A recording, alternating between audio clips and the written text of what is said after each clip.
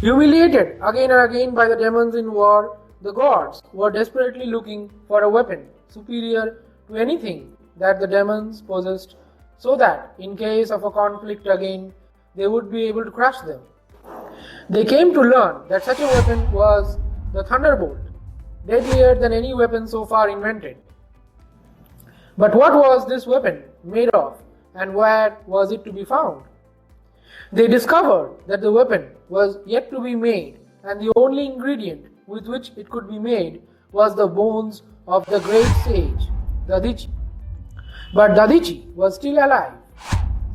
How could they then use his bones? Could they wait for his death? No, they needed the weapon immediately. Further, there was no knowing when the sage would die. Suppose he had attained immortality. He would die only when he chose to do so. The gods then took counsel together. They decided to visit the sage and then explain to him their predicament. They went, but when the sage asked them the purpose of their visit, they were too shy to say anything.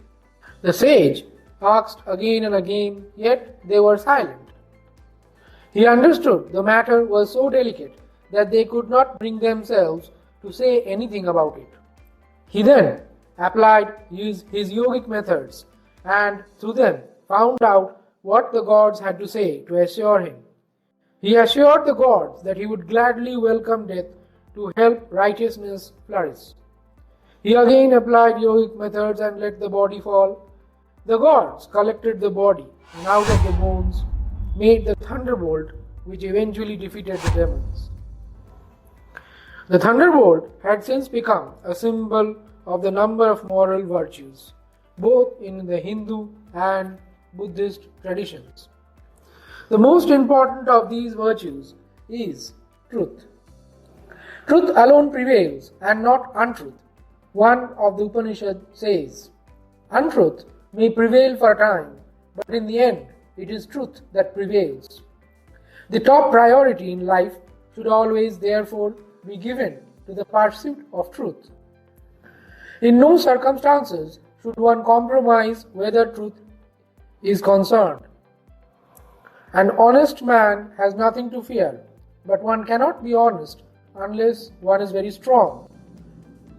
A weak man cannot resist temptation or fight adversely to remain true to his moral principles.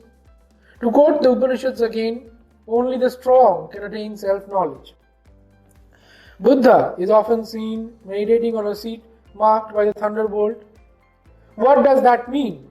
It means that Buddha succeeded in his meditation only because he possessed the qualities of the thunderbolt: an iron will, unwavering love for one's ideals, single-mindedness of purpose, selflessness, purity, courage, vigor, readiness to suffer any amount of physical hardship, and so on.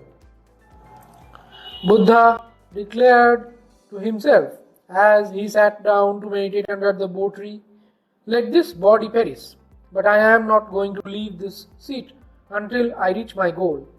He kept his word. He was tempted and threatened by adverse forces, but he remained unmoved. Buddha is an example of the kind of character one has to have to attain spiritual illumination. Dadichi had the same kind of character.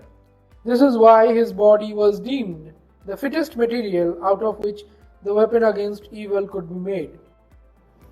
Only right can thwart wrong.